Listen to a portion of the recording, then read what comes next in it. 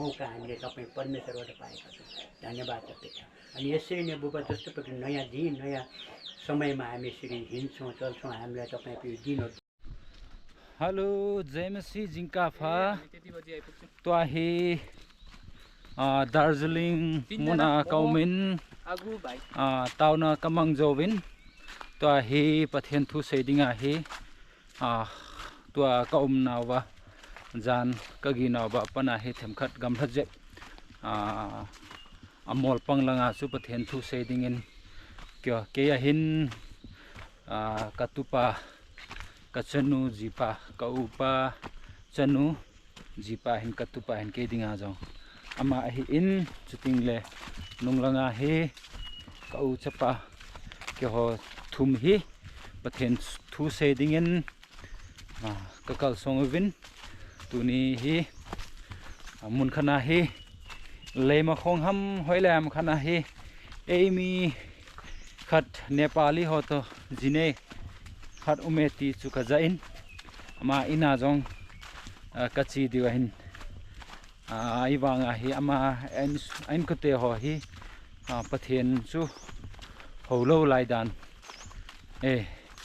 sa chu ama ahi theile ama ho ina jong pathen thu jong ka sei diu chuting le tuni hi whole day gospel preaching dinga hi kachi diu pathen thu sei ho hi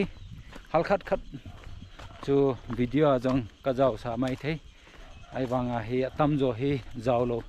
video hi koilo dinga hi ka gelin haji chu tu lai khang hi ki sei theilo hain ita wanga hi gospel preaching ki bol ho hi amu kit la zole ipiam khat an sei ki dia chu kichi u nga e ti chu kan sei do no men hi anom le jingin agamu hi adap le jingin klang pe lang khu ka chi ding hi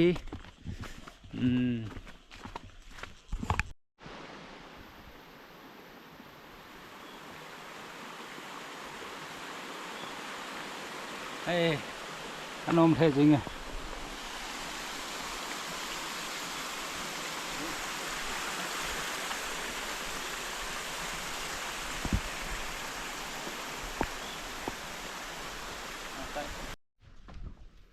anom le jing ain ho jong